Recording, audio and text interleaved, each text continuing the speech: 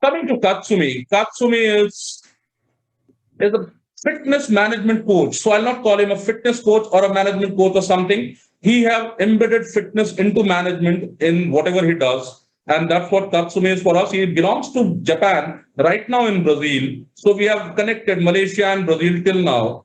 Coming a bit up from there to UK. And here is Gill Tiney with us. She is the founder of Collaboration Global.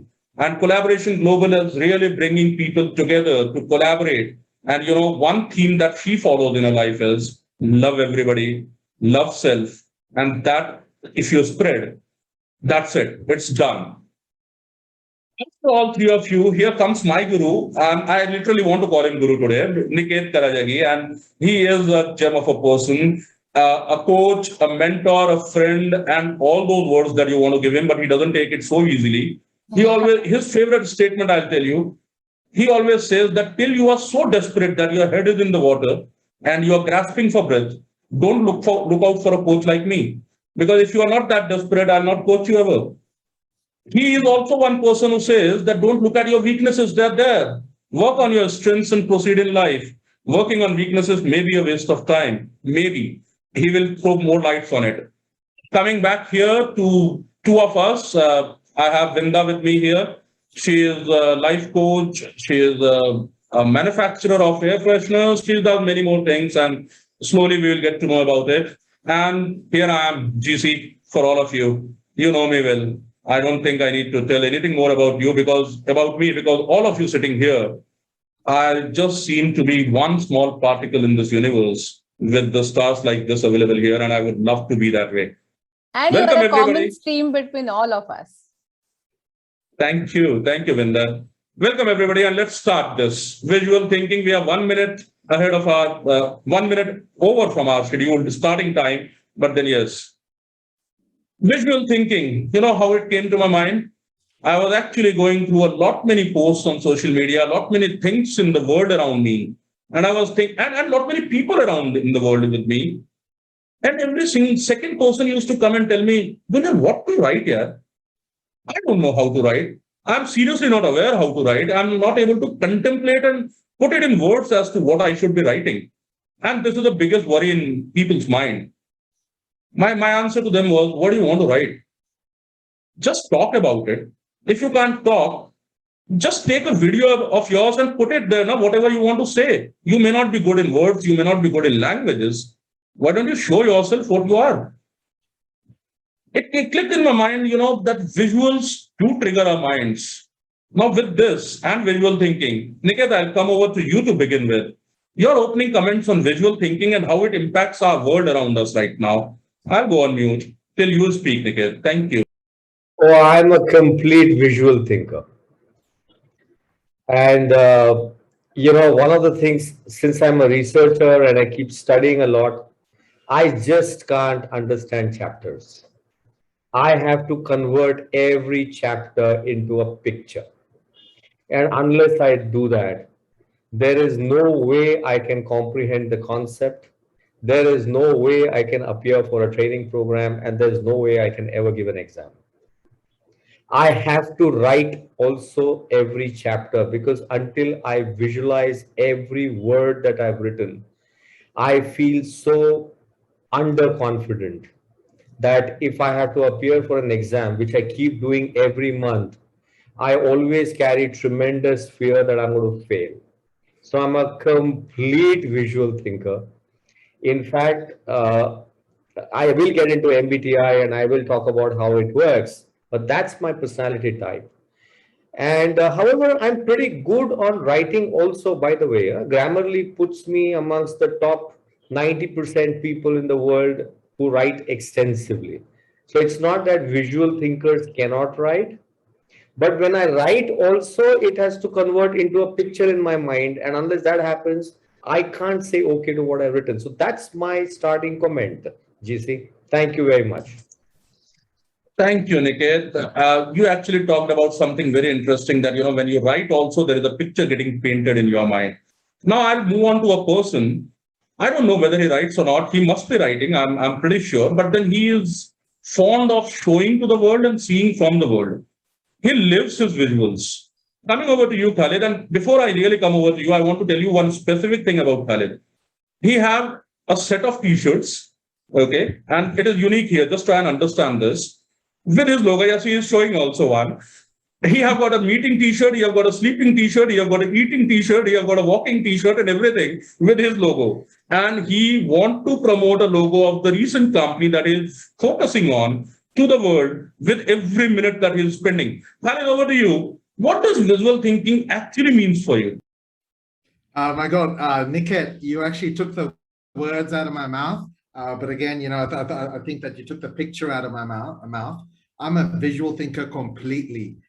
Struggled at school, and I'm exactly like you, mate. I actually write things or I draw things. If you come to my room or office, there's a lot of papers, rough papers, and they're all over the place. And all my concepts, all my thinking, you know, I write them. I write processes, even on the walls. If you come to my office, it's got all my walls are whiteboards.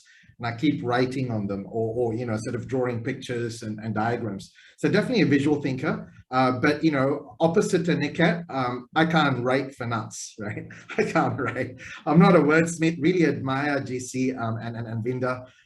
They're truly wordsmiths, but, you know, I can talk, I can draw, but I just can't write. And that's why I've got this easy picture behind me. That's me, right? You know, I really believe pictures paint 1,000 words. Even if you see PowerPoints or you know, decks that I do, it's very much videos, and you'll find per slide there's just one picture and doesn't even relate to whatever I'm talking, for example, right?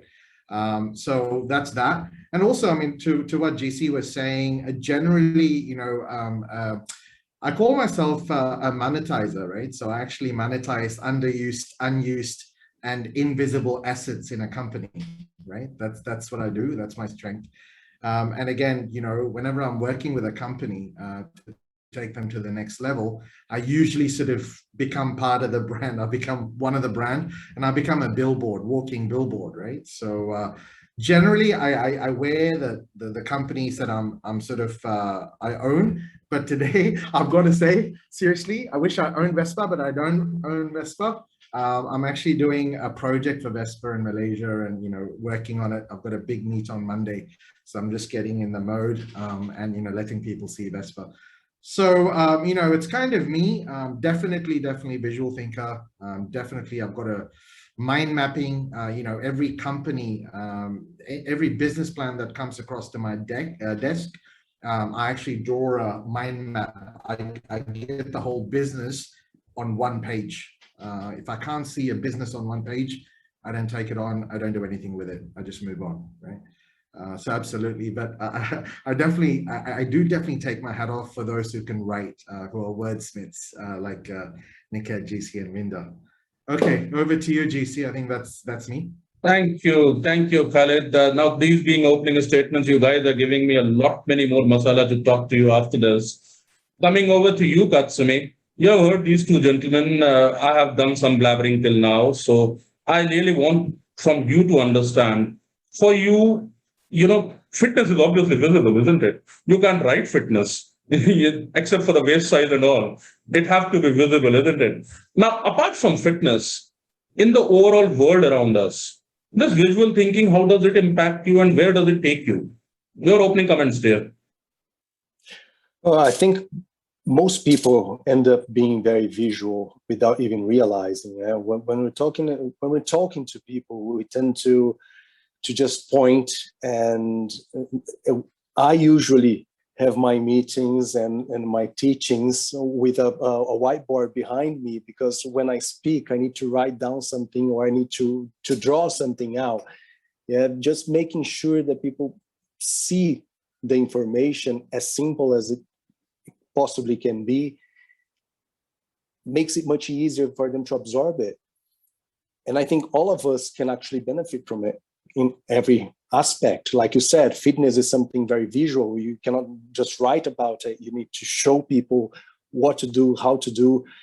And even on the theoretical concepts, if we actually make, like Khalid was saying, like a map of things, it gets much easier to be absorbed. I think that's the main part of it, the main take of it for this first talk we're having on the subject. Yeah.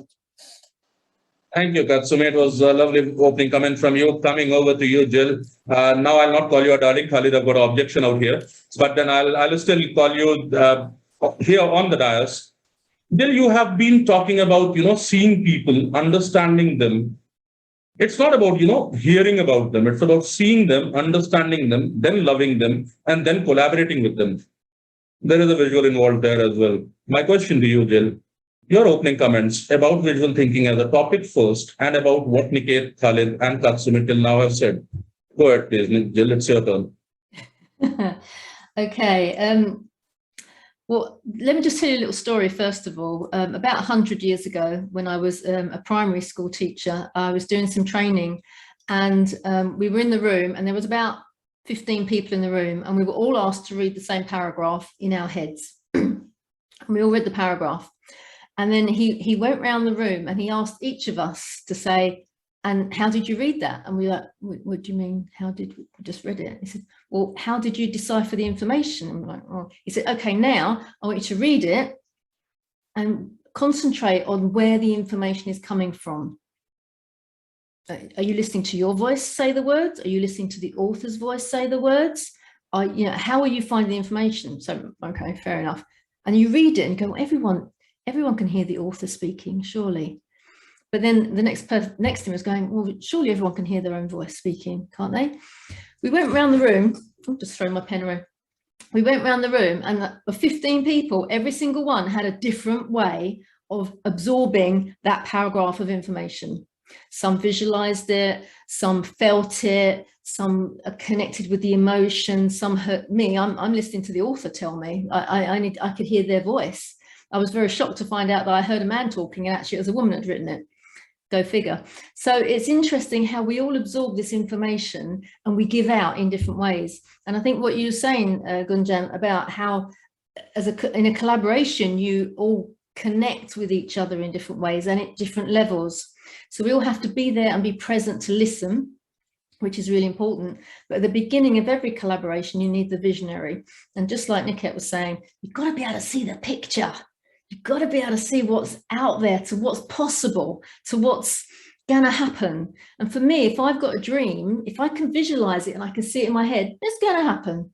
All right. Everything in my life, if I've seen it in my mind's eye, it's happened. I can make it happen because I can see it there. If I can't see it, then I'm like, no, it doesn't work.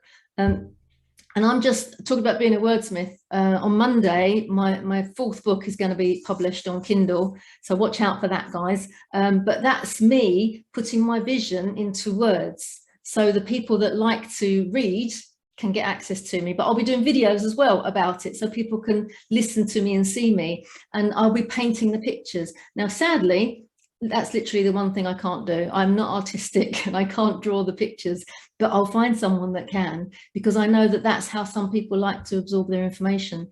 So I think we all take it from different ways, but I think you have to have a visionary for any beautiful idea to come to fruition because they can see it. Thank you, Jill. So coming over to you, Vinda, and I literally want you to take it forward from here on. We heard about somebody talking about a business on a page for him to be able to see the business on one page. Somebody talked about emotions, somebody talked about fitness, and our opening speaker, Niket, he talked about the universe to be visible. Your comments and then your chance to ask the first question to all our panelists out here and take this discussion forward. Over to you, Vinda. Thank you, Gunjan. Thank you. So I am party in this club of visual thinking. I am equally a visual thinker. Even I have to draw and work around the images to, if at all I need some clarity about some things, I prefer drawing them and then making mind maps and then making images and drawings. My question to all of you, one after the other, is, does it happen to everybody? I mean,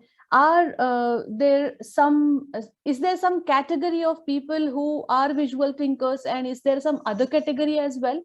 Do people use some other mechanism to think? we can start from So the Niket. question we have heard. Yeah, Niket, go ahead.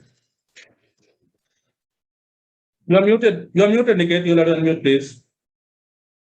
Well, if you have to tap into the concepts of neuro-linguistic programming, visual, auditory, and kinesthetic, these are the three primary drivers for people. And I don't know, but while I was going through the certification, I was told that people with perpendicular shoulders to the neck are visual, and people with curved shoulders tend to be kinesthetic. I do not hold myself responsible for this statement at all. I am just propagating a thought which was told to me. But I'll tell you what, a lot of times, I mean, my PhD thesis, like Khalid was saying, is just one page. It is just one circle. That's it. And that one circle will be around 2,000 pages of research. So the point, visual people, when you're getting into really understanding a visual person, until and unless everything gets compressed into a model, into a framework, the visual guys are just not okay. And is everybody visual? Well, there is a primary kind of a thing that we have. So you could be a primary visual guy and a secondary auditory guy, a primary auditory guy and a secondary visual guy. So if you were to look at the math behind it, I think 50% people surely in an empirical math would be visual for sure. Because if V, A, K, these are the three factors, and if A becomes common in the combination, I think 50% will be visual. That's my take on it. But this is empirical observation. Okay, Niket. Before we proceed, Vinda, I have a request to our audiences out here. We already have around 97 of them hearing us right now. If you have any questions and if you want to direct those questions to any of these experts across the globe, do write it on LinkedIn. We are watching you and we will take your questions here with your name. And I would just request my panelists to answer that. But do write it in the comment sections and we are here to take it forward. Over to you, Vinda. Yes, so I wanted to understand the same thing from Khalid now. Okay, so guys, I'm not saying anything, not sharing anything until we get to 100. Okay, so we'll wait for that. Katsumi coming over Tell to the you. audience Put to a bring mark for their it. friends. Tell the audience to bring their friends, wake their kids up, right? Wherever they are. In Malaysia, it's almost 10:30. So yeah, okay, just joking. So just a few thoughts. I've just been writing things down. And again, okay, so I absorb things like when Niket speaks. He sounds like my brother. Academic, educated. I'm directly opposite to that. So after a few words, I go into my dream world. I'm thinking about the next concept, an interesting business plan I came across. So it's interestingly, I absorb things when it's told as a story. If someone can paint a picture with their words, I can understand, I can absorb. And similarly, I'm the same. So I actually paint pictures. I like to sell, I find pictures very interesting, trying to convince people. So I paint pictures, I tell stories, and that's how I convert my visual thinking into words and create similar visuals as much as possible in other people's minds. Another interesting thing about visual thinkers or visual communicators, please, the panel can sort of tell me what they think or how they are. This thing called speed. So I read articles. I love to read articles, and I'm very specific. I look at the heading, I look at the bottom, and I do speed reading because again, I'm not someone that likes words, but I like to learn, right?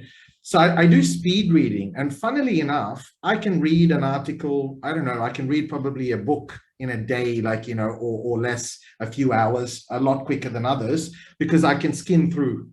So it's somehow my brain works that way, where I can, visualize the words and absorb, right? So it's quite interesting. And again, I'm into dreams, I'm into big picture. And again, I believe there are two kinds of visual thinkers. You've got the dreamers, the big picture guys. Then you've got the execution guys who can bring things to life, where their visuals are, for me, boring. The pictures, the processes, the engineers, right? The flow charts and things like that, right? I like colorful pictures. So, I suppose there are two kinds of visual thinkers. One is sort of, I suppose, creative. The other is more logical. So again, it resonates well with the way we are made. Thanks to God for that. Right side, I operate from the right side of the brain mostly. A lot of fluff, people say, and the others, I suppose, the logical ones operate from the left side, right? So those are some of my thoughts. I don't know whether that answers your thing, but I communicate through stories, so that I transform the picture that I have in my mind through stories into the other person's mind, right? So I use my words as much as possible to make it as accurate as possible, the transformation. So when they see a picture, so if I'm actually seeing the beautiful Vinda, the way I describe her to say, for example, GC, he will also be able to see the beauty in Vinda. Do you know what I mean? So that kind of stuff. Okay. I hope that helps. Before I transfer the same question to Katsumi and Gill, I want to add something here. And that's a question from me also.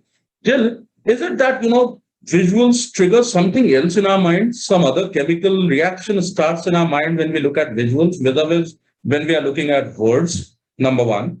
Number two, is it that, it is visuals only, maybe a still visuals or a moving visuals, whatever, or for the audiences out here, can we really communicate with words also in the same fashion? What's your take there?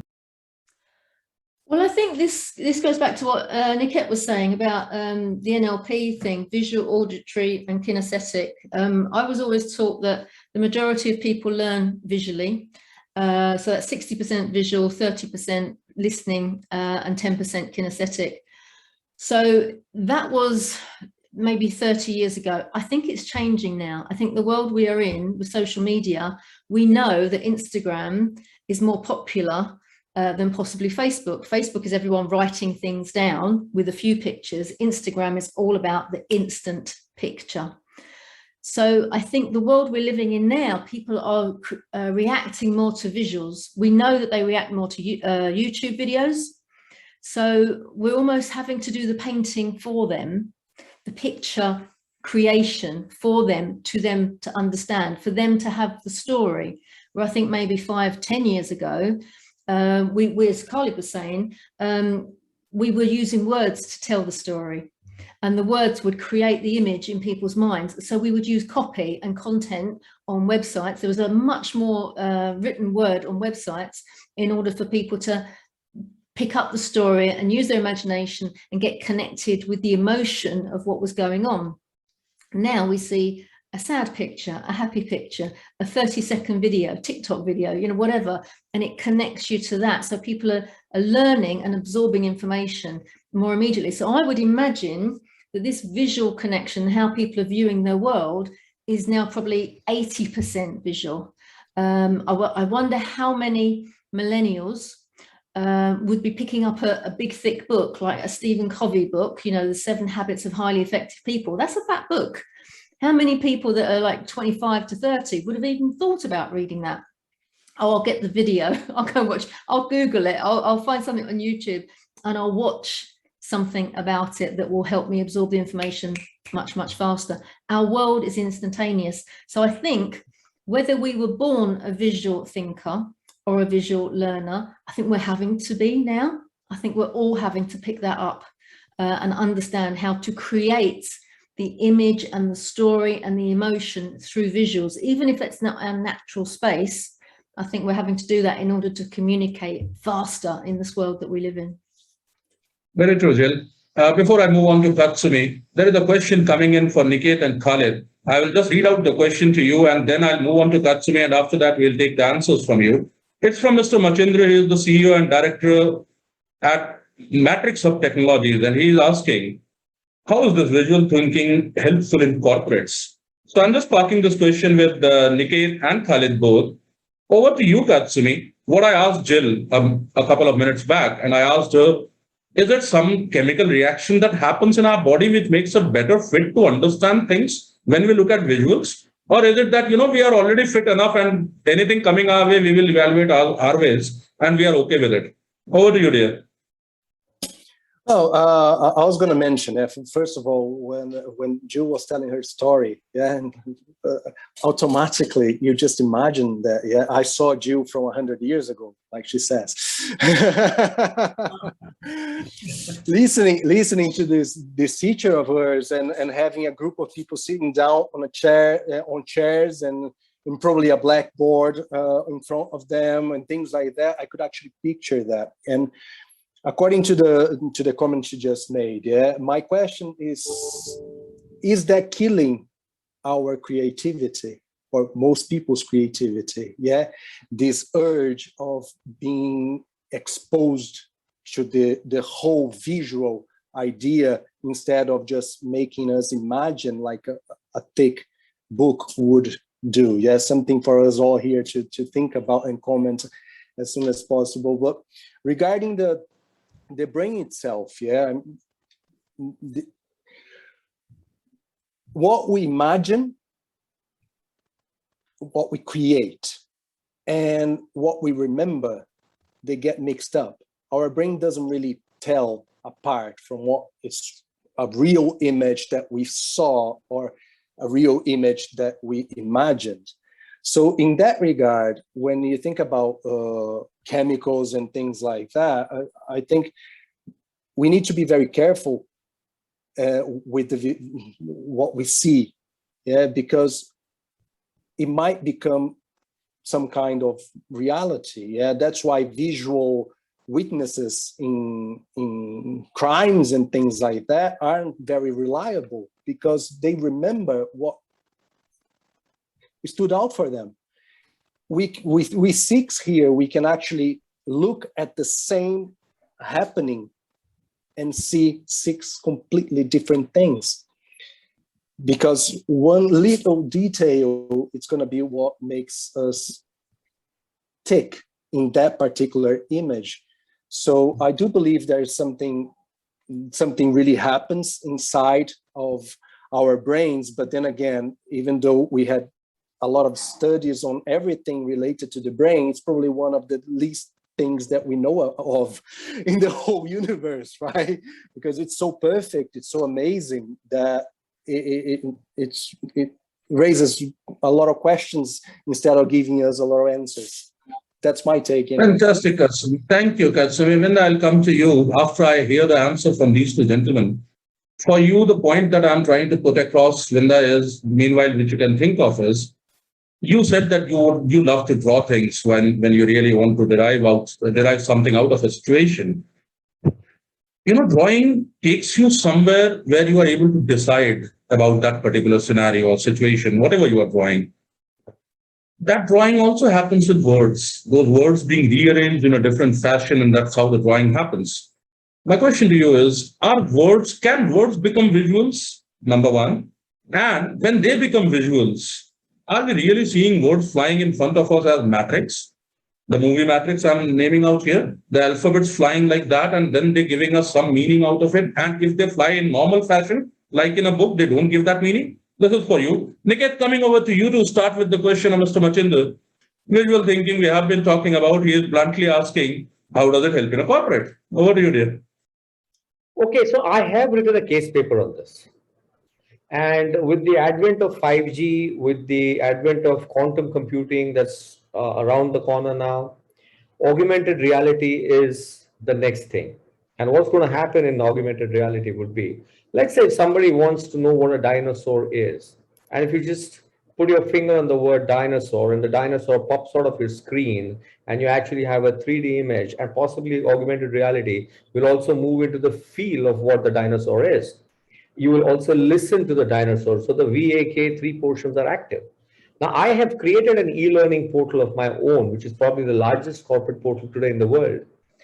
We have used a lot of visuals there because people in their cognition, in their cognitive abilities, do process information which is visual.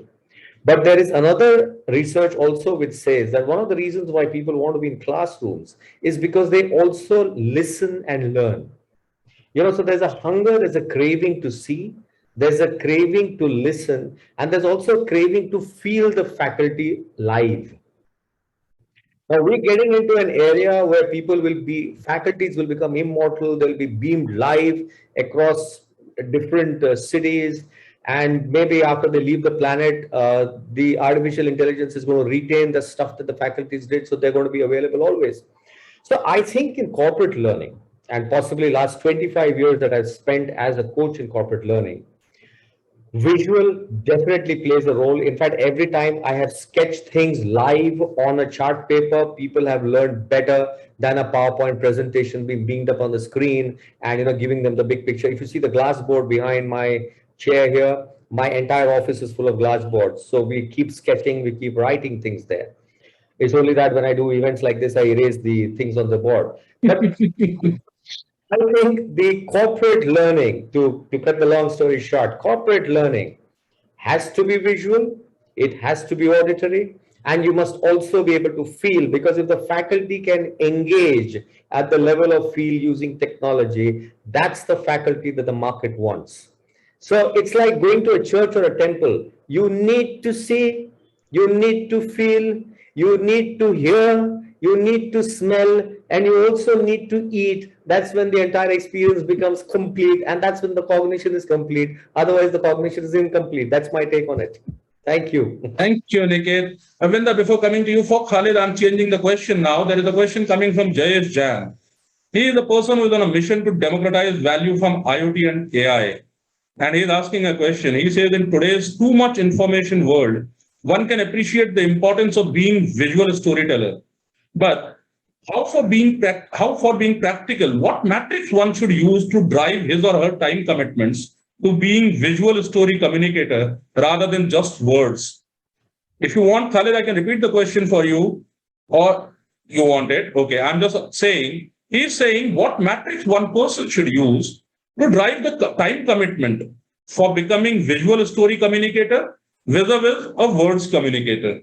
Okay, you have some time till the time Vinda speaks up on what I asked her, and then I'll come back to you, Khalid. And Gill, you don't worry, there is a bigger question waiting for you. And Katsumi, one for you as well. So go ahead, Vinda, it's your turn. Okay. So you asked me whether those words are also images. My answer to it straight is yes, because they create some meaning. Now, if we really go back to our childhood learning, how did we learn? How did we learn the words? If I would have written a word called, say, apple or a ball, we created some image in our brain and we related that image to that word with the color and lot of other things. So the visualization is, I think, a very basic part of our thinking process. And before that, after that, the learning process as well. So words also give us visual feeling. And I think especially about those people who are visual thinkers, words definitely give them those images. And from them, they drive that sort of energy, that sort of quick learning, creativity, everything is mixed. An experience is attached to that word. And with all that, the learning process happens. So I feel words are definitely the visuals which give us a trigger to our thinking process. Thank you, Vinda. And Jill, you must hear Khalid's response very carefully because there is a follow-up question which I'm going to throw at you on this. Okay. So Khalid, over to you, dear. You heard the question. Your response is going to decide what Jill is going to say. Okay, Jill, we tag team. What's your number? Let's WhatsApp. Get organized. Hey, so I mean, look, I think it's the question is so beautifully worded. I mean, whoever did that, gee, I've got to get you to write my stuff for me. You really wordsmithed it really, really well. So Jayesh, well. you are getting a new business coming in there, IoT and AI, and after that, content creator. Go ahead. Yeah, Khalid, please. I mean, look, it's not that serious. I mean, the question seems quite serious. I mean, this is not a serious topic. I mean, for me, it's not, right? So there are two ways. One is the way you absorb information, right? The other way is you communicate to others what you want to communicate, right? So now there are a few mediums, as people said, you've got the visual, the hearing, and words, right? So, I mean, again, it just depends on the individual. As I said, I can only speak from my experience because I'm not, I mean, I haven't researched, you know, when GC said, oh, visual thinking, I went, oh, visual thinking, what do you mean, you know? So, yeah, so in terms of absorbing for myself, it's, you know, I think it's totally visual. When I get pitches with business plans, you know, young entrepreneur startups pitching to me for investment and so on, generally those who put a show, I'm impressed. And generally, if I can feel the passion, it's kind of, you know, it's a bit sort of, it was a bit challenging during COVID because Zoom can only give you so much. But when you're in front of that person absorbing their energy and passion, then you go, okay, this guy's going to make it, you know, he's got the right attitude, right? You know, he's got passion. I'll bet on him, right? So when I'm absorbing, I think it's more visual. And then again, for me, moving visuals, right? And again, Niket, interesting, you talk about AR, a big fan of AR. Where I'm living currently in Malaysia, you know, it's not that advanced. Our neighbors, Indonesia, is quite advanced in AR. You know, I own a few e-commerce platforms and I'm bringing AR into those, right? I'm also creating interesting games, for instance, in-country tourism collectible cards, whereby, you know, for example, I'm doing one for Australia, Sydney Harbour Bridge. If you get a collector card with Sydney Harbour Bridge, a kid, you just put your phone on top and suddenly the Harbour Bridge comes to life, and then you can touch there and it'll tell you, you know, how old, the backstage, all of that sort of stuff, right? So that sort of stuff really, really excites me. I would rather, and I truly believe that that sort of stuff is disruptive right now. And it can help you communicate your message, your products and services much more clearer if you use that kind of visual communication. So absorbing visual, moving visuals, touch and feel, big fan of touch and feel, still sort of sneak in here and there for a meeting. You know, we've got sort of a semi-lockdown situation. And in terms of communication, same story. I mean, you know, it's all about you know, transferring my passion, my energy into words so that the other person feels it, gets it, hears it, and sees it, right? So I suppose, I hope that answers your question. It wasn't quite a serious question. No issues. So Jill, coming over to you, there is a part that is still there in that question, which I'll also club for you to take it forward. Number one, is there anything by which I can decide as an individual how much time do I really need to put in becoming a visual communicator or remaining a word communicator? Number one. And the follow-up question that I said will be, are there any tools, practices that you as a panelist would like to share for professionals to use for day-to-day basis for encouraging their visual thinking? Now here the question is coming from the same gentleman, Jayesh Jain. He's saying encouraging visual thinking. Now, this is a very unique word or very, very important word that we need to look at. Do we really need to encourage ourselves as a visual thinker? Number one. And number two, what are the tools, practices, if at all, we really need to do? Jill, over to you. And Niket, since you are hearing all of this, I would put you to the spot again for summarizing on this particular questions, because I know you are a master summarizer out there. After that, I'm going to come to you, Katsumi, after Jill, with one more question that I popped up on the screen. Jill, over to you, dear. What a brilliant question. Is there anything that can be done? Well, you know that I have collaboration over my name. So I would suggest to get in the practice of brainstorming with other people. Find yourself somebody that is known as a visionary, excuse me, a visionary thinker.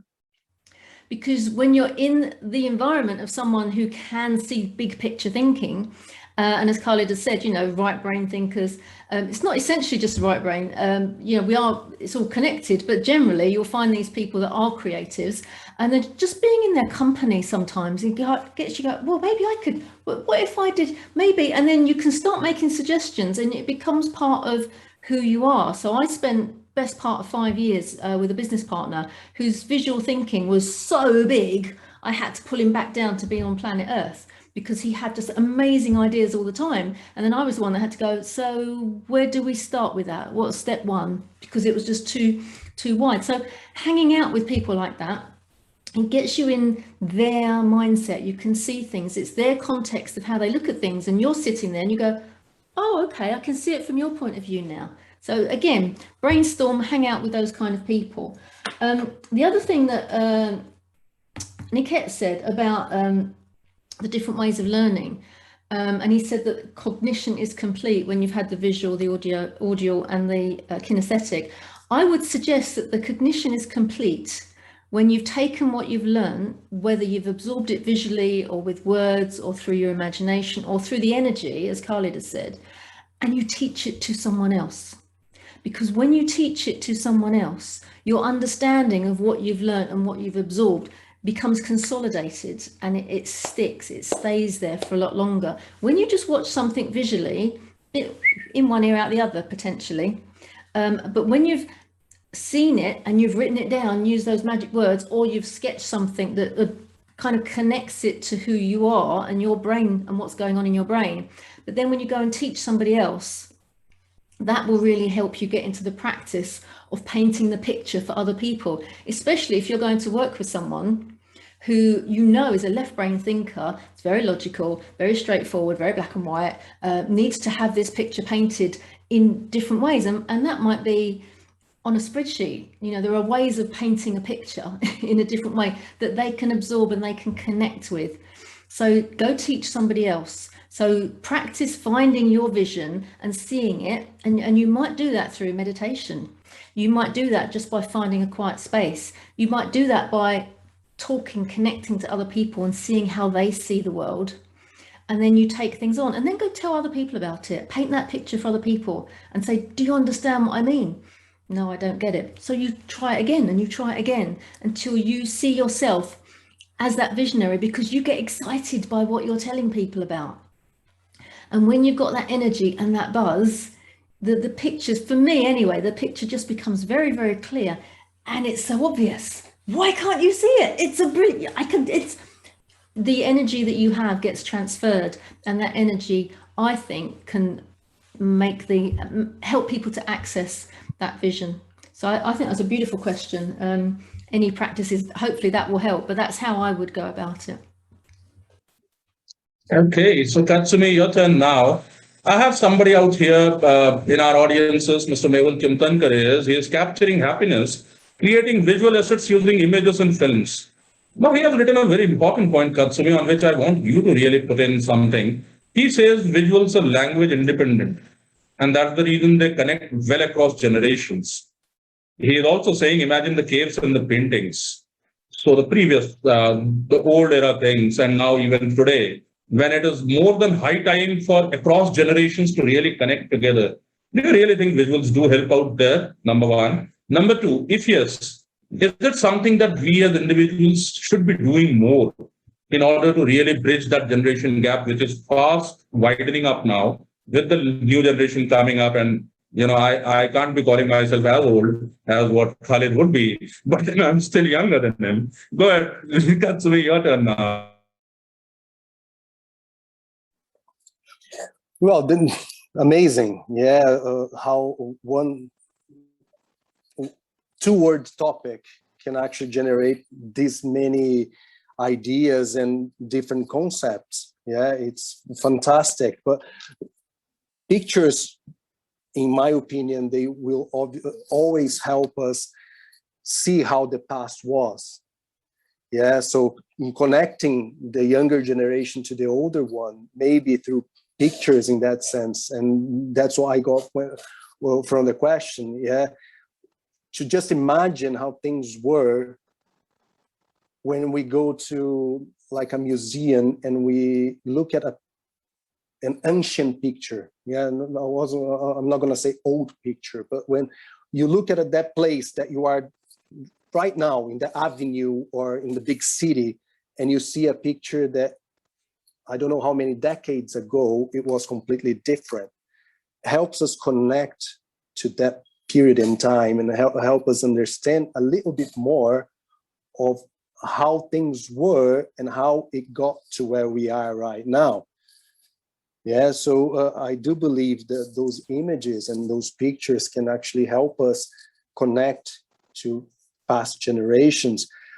And on the other hand, what we can be doing more to increase that connection, I think Khalid just mentioned about one of his works. Yeah, so if we can actually get those 3D, 4D, 5D images that you can actually not just see how it is or how it was, but feel, touch, hear, and experience that, we can get anyone from any period in time all in the same page related to that subject itself. Because even though I might be older and not as visual as these millennials are, I can hear, feel, visualize, and understand what that image, that idea really represents. So I do believe, just summarizing, I do believe it can help us connect to other generations, and what we can do more is just follow what Khalid is doing. I find it amazing. Thank you, Katsumi. Vinda, coming over to you, and then I'm going to open this forum for all our panelists because I have a very burning question in my mind which is going on for long. But before that, Vinda, over to you. My question to you is, Vinda, the words came later. If you look at the ancient languages, they all started with pictures. The pictures were the mode of communication right from the beginning of mankind. And we have reached here.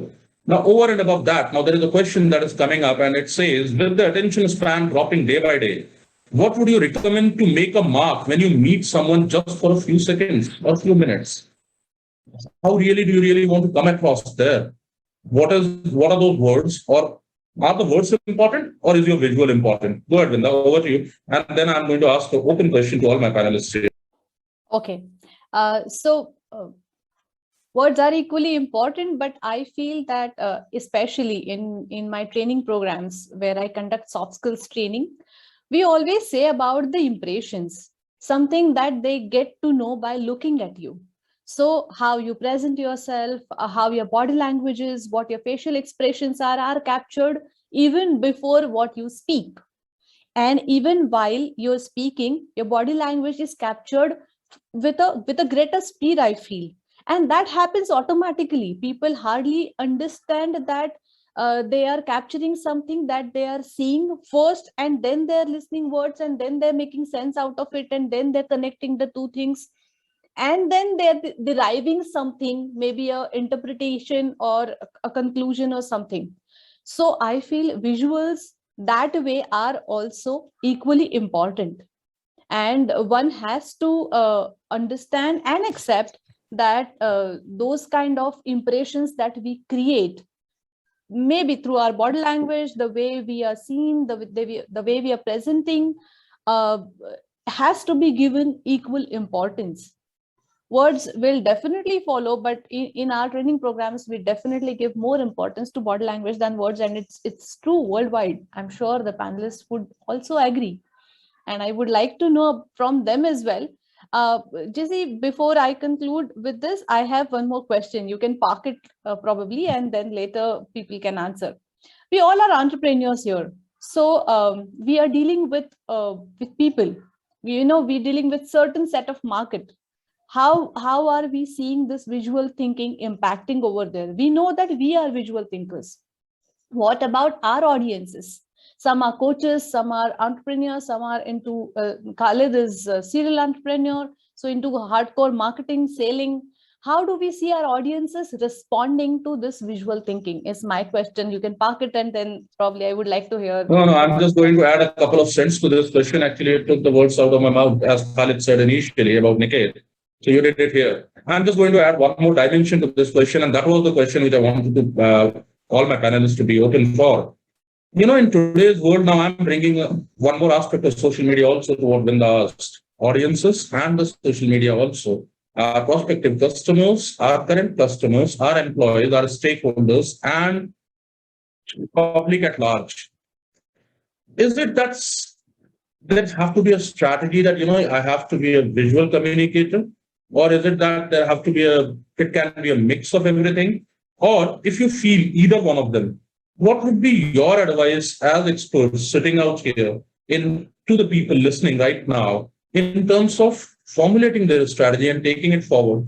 Niket, I'm starting with you. I'll end with Vinda, and then again come back to you to summarize this entire session, Niket. That's how this is a strategy here for sure. So starting with you, Niket. Just unmute Niket. Yeah. Okay, so I'll tell you what. In research, we have been taught to go by facts, right? And since I have a contract, I don't have the liberty to talk what I feel. I may feel different, but I got to talk what is the research and what's the fact. Now, here it is. What is cognition? It is how we receive, sort, interpret, and ultimately diagnose whatever information that has come to us. Now, if I have to look at that, and if I have to look at how do people actually, therefore, how does their cognition work? As a person who's certified on the Jungian thought, there are 16 types of people on the planet. Now, if there are 16 types of people on the planet, there are 16 different learning styles for sure. Now, there are some styles which will be visual styles. There'll be some styles which will be majorly into words. I mean, in MBTI, we say N's are typically concept guys who are into big picture. S's are people who are into detail. They go numbers. Now, when you have the cognition of something, and if you have to apply that, it's not only about teaching, it's about what is the sense of purpose that you have, that you are taking that information in. Now, let's say you're an entrepreneur and you're doing your certification in entrepreneurship. It's not about the fact that you will be teaching. It's about the fact that you have a sense of purpose, that I want to run a company, and you are now giving a meaning to your cognition, and therefore the application goes up. Unfortunately, what happens with a lot of people is they don't have the sense of purpose. They don't know why they're learning. And I'm an example of this. I did my engineering not knowing why I became an engineer. I did my engineering because my family is full of engineers. But when I did my master's in international business, I knew why I was doing it, because as an entrepreneur, as a coach, I'm coaching entrepreneurs to go global. And now that the PhD is on, I know why I'm doing it, because I'm converting the entire research into a body of work. So there has to be a purpose. Now, if you know your learning style, and I think, unfortunately, I think this is my message to parents here, they don't know how their kids learn. Now, if your kid learns visually, allow the visual. If your kid learns through auditory, allow the music is learned through auditory. You can't draw a guitar and learn music. It can't happen like that. You can't read the notes. You got to be auditory, right? But again, there has to be a sense of purpose. Why are you going and learning a guitar? So your sense of purpose would be to teach. I'm completely with Gill on that. Your purpose may be that you want to start your own business. Your purpose may be you want to serve the humanity. But know why you're doing what you're doing and stick to your learning style. If you do that, so you discover your learning style, you understand how your cognition works, give yourself a sense of purpose, and for heaven's sake, apply it. Because the problem with our brain is it is conditioned to forget. There is selective memory. Anything that's important to you, you will retain. Anything that's not important to you, you will not retain. So if education is not important to you because there's no sense of purpose, you won't retain anything. I'm going to end only with one thing. My dad is a complete S. He knows numbers like this. And I can't retain a number for even 2 seconds. If I get an OTP on my mobile phone, I have to keep looking at it while I'm keying in, because my brain is not structured. I'm an NT. But I want to end by saying this, as per the Jungian thought. NTs are the guys who crack the exams, and NTs are the guys who always are coming first in academics. Does that mean they're intelligent? No. It's just that they are born as a personality of NT, which comes from the DNA of the family. They're lucky they're able to crack the exam paper. That's it. So I think I'm going to end by saying, please understand yourself, how you are, how you learn, bring a sense of purpose to it. Your cognition levels will go up. And finally, answering Vinda's question, how is it that people connect? Yes, they do connect with body language, micro expressions, definitely. But there's something beyond it. We are all energy. If you apply Einstein's theory of E equals mc squared, we're all energy. And everybody's operating at a level of consciousness. And if your level of consciousness and the frequency of consciousness is high, for instance, in the Yogin's research is talked about 7 levels of frequency. If you're operating at a particular frequency, that energy is going to beam. And even if you don't utter a word, people are going to connect with that energy. They're just going to be awestruck. Don't we meet people who just don't utter a word? They're all sitting on the stage, and yet you get fascinated. And after that, we go and tell them, hey, you know what? I want to talk to you. I think you can tell me something. It's the energy that's beaming. So look at the whole comprehensive package. And we have to go deep into the analysis of how people actually become successful. That's their model. Someone else's model is different. So the question that came to you, should I become visual? I leave that choice to you. But if you're talking to a behavioral scientist, you're born with a particular mechanism. Stick to that mechanism because that's your success mechanism. Because MBTI says all 16 personality types are set for success. That's my take on this whole concept. Thank you so much. Super. But you are still not going away without summarizing this entire session, Niket. So you are here. Jill, coming over to you. My summary of everything that people spoke. Yes, our education system permits us to learn through visuals. It's highly visually structured. Because people who are teachers, most of them are NTs, they're visuals. And therefore they're able to make it.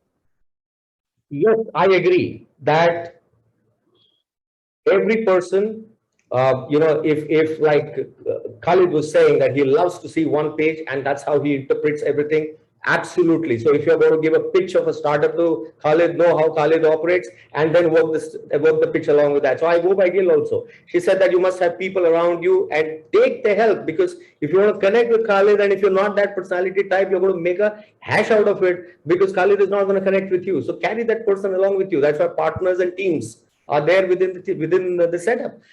So I think everybody who's putting this whole thing here, the AI part, the 3D part, the world is completely now into the human dimension, the technology dimension, and we have to humanize technology, but we can't forget our basics, and that's where I'm going to end. We can't forget our basics, that we are all tuned to have our own cognition, and we must know it. That's my summary of all this. Thank you.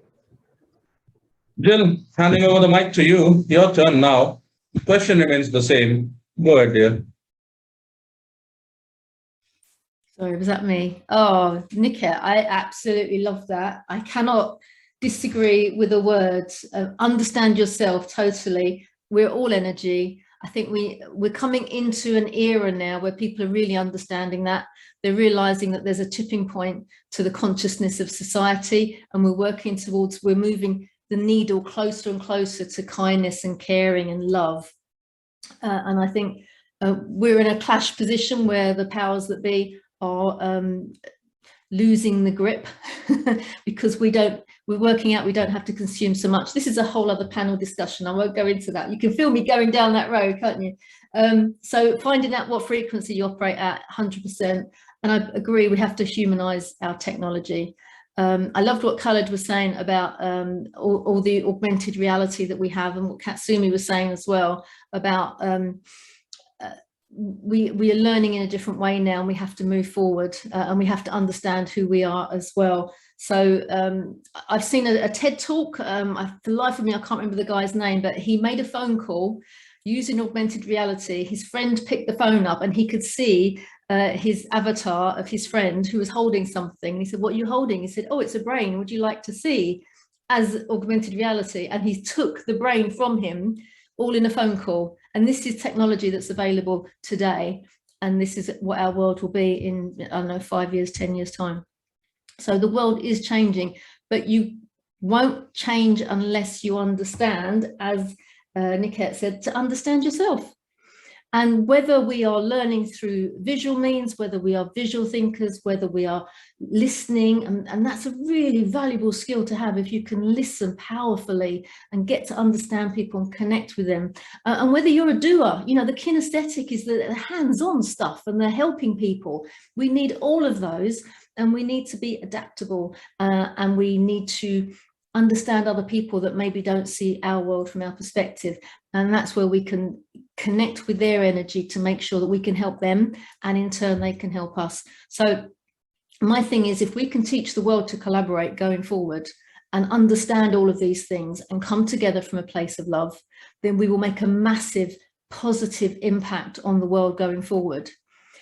And that's what we have to remember. We're all in this together. humanity. Look at us from around the world. We're all joined at this moment in time. And that makes every single person on this panel and every single person that's listening now to have this unique connection, because we all want to be better. We all want to help each other, and we all want to make our world that little bit better, because we were here. We were here in this moment today, and we're learning. So what I'd ask everyone to do is, whatever you've learned from this session, is go share it with someone. So if you go share it and tell someone else, you're going to remember it for that bit longer.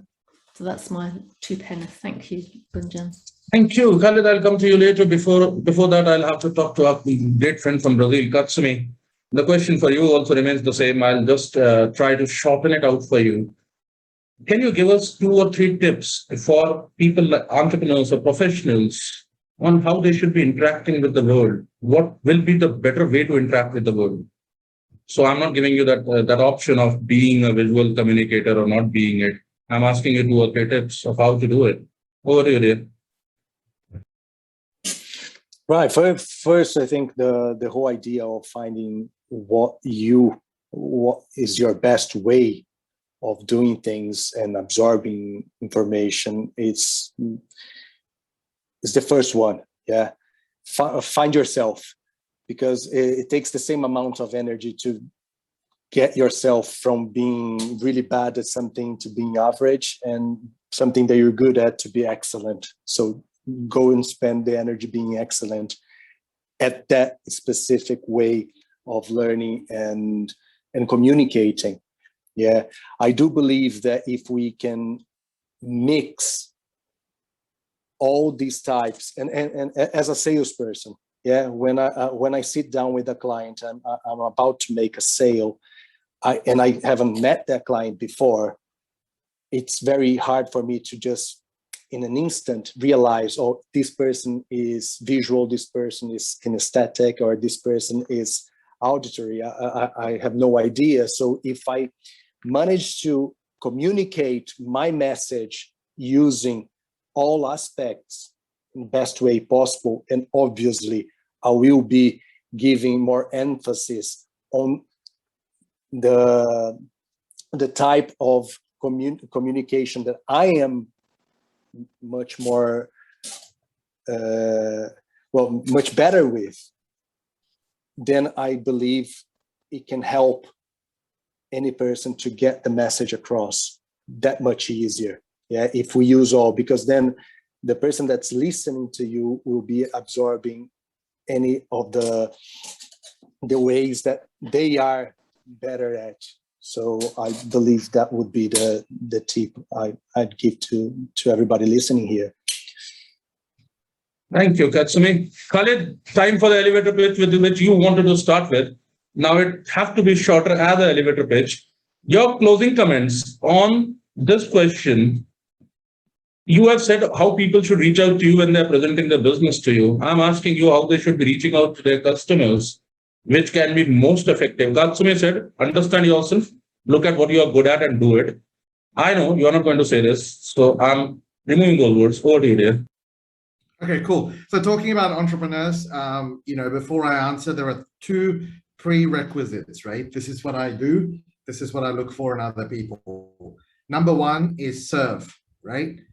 Whatever you do, you're serving, right? If you're an entrepreneur, you're actually a solution provider. There is a massive need out there and you're serving people. You've got a solution, you're serving people. So if you don't have that mentality, it's going to be tough, right? So that's 1 prerequisite. Second one is serve with passion. If you're doing something that you're not enjoying, if it's not your passion, get the hell out, right? Get out today, get out now.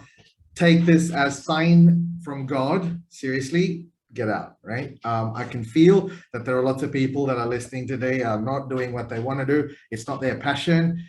You know what? These 2 prerequisites, if you have it in you, it's going to come out and it's going to make you a success, even from the word go, right?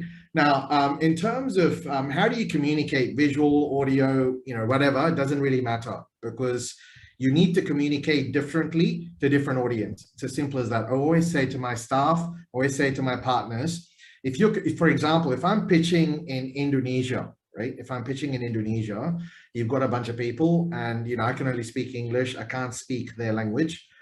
So generally, I love doing, put a picture up and then talk it through, tell the story. But in Indonesia, my slide will have a lot of words, because they can actually read and decipher English, but they can't really understand if I actually, speak the way I speak, tell them a story. They would not, it would not register. The communication will not reach to them, right? So I put a lot of words. And for instance, if I am, say, talking to a CEO, an emperor of a business, if I've got a concept, and most of these emperors enjoy this, I give my elevator pitch. I can explain a concept within a minute, right? Then if they're interested, then they will carry on. So, again, it all depends, right? So if I'm actually, pitching to a bunch of, middle management, right? So I walk in and I'm actually dressed up. Say, for example, I'm pitching, my cooking story, GC, as you know, my online home cook's haven. I dress up as a chef, right? A home cook. So know your audience, really know your audience, and do your research. And again, as some people said here, if you're pitching to me, you better LinkedIn me. You better check out if I've given an interview to someone. Listen to me, listen to what I say, and then craft your presentation or pitch that would be conducive to Khalid. Not because you like it, you're a visual person, so you all put pictures up there, or you put lots of words there because you're a wordsmith, but your presentation or your pitch should take into account the audience that you're presenting to, right? Doesn't matter what you do, who you are, how you learn, how you present, right? So serve with passion, and know your audience. Know your audience before you communicate, right? Very, very important. The culture, the communication style, their background, all of that. Then you'll be very, very, very successful, right? It's the difference between picking up an AK-47 and spraying the bullets and hoping that you'll catch a few people, or you become a sharpshooter, right? You're refined. You just watch the air and you test the air and everything, and one bullet, that's it. That's all it takes, yeah? So guys, over there, seriously, passion, serve, and customize for the audience that you're communicating to. That's my few cents worth. Thank you, Khalid. Even though giving myself some risk, leaving it to you to first express what you think about this entire thing, then to say thanks to all our panelists out here, and then obviously put Niket on the spot, which I always wanted to. Let him summarize the whole session, which he already did once, but then still for our audiences, they would love to have one takeaway from this. And Niket, that I'll leave it to you. Vinda, over to you. Thank you. So I'm so loving it, picking up different things from all of them. In the beginning, when we started the session, we said that we all are visual thinkers. I mean, most of us even portrayed the picture that how we look at our thinking processes. And now we have moved on to other people. When, as an entrepreneur also, when we are connecting with our audiences, what all that we should look for. We must understand that people could be belonging to different categories. And accordingly, if we understand them, research well, we need to tweak our communication processes, our patterns as per our audiences. So as entrepreneurs, probably we may not choose to stick to one single pattern. We may have to understand what the other person wants and come across accordingly. And then I just said where we began and where we ended. And in the meanwhile, I picked up so many points, when Niket said that there's this energy and that correlates, that interacts. Everything that all of you said gave me a wonderful sense, I could relate to it, because some or the other point in my life, I have seen this happening. And this is now addition to my thinking process, my visual thinking. And I'm sure our audiences would also do this. They will consciously look at their thinking pattern as well. So thank you so much for sharing all of that right from the bottom of your heart and enriching us with all your visual thinking. Thank you. So Niket, your turn now. And after your turn, I'll officially close this panel discussion, but not before you speak. Niket, over to you, dear. Let me summarize. Thank you so much. When so many passionate people come together, knowledge definitely gets generated. And I think if I have to summarize this entire conversation, I don't speak too much in any case when I summarize. It is authentic, infinite knowledge, monetized abundantly and honestly. And I think we're done for life. I think that's the way I would like to summarize it. Thank you so much. It was a pleasure being here. This was a superb summary, and that's why I call Khalid. You got one more wordsmith today. Okay, so he's the biggest one of all of us. So just remember that.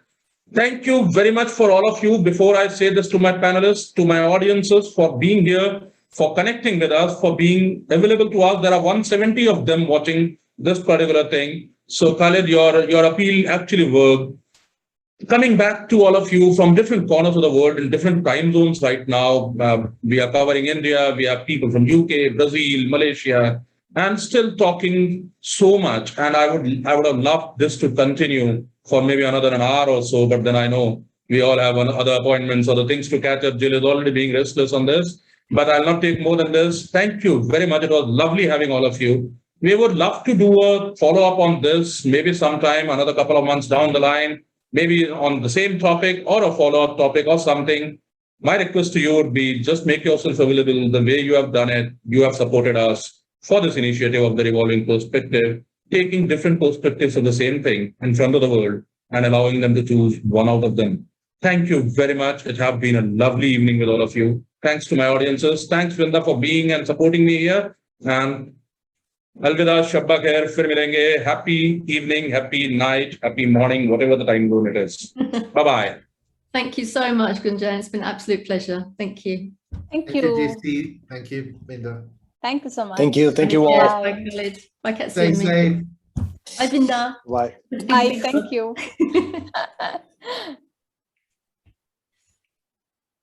Yeah.